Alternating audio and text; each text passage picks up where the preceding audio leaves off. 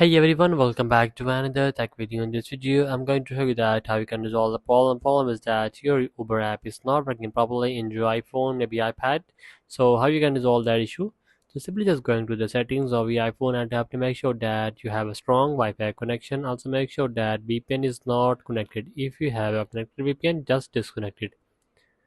After just going to general section and just going to the software update and just update the latest iOS version in your iPhone, maybe iPad.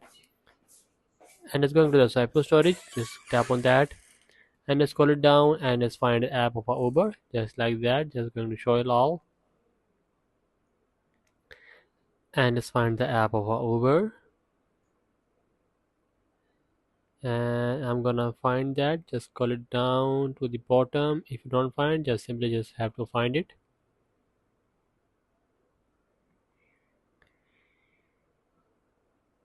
I'm gonna find the app of our Uber.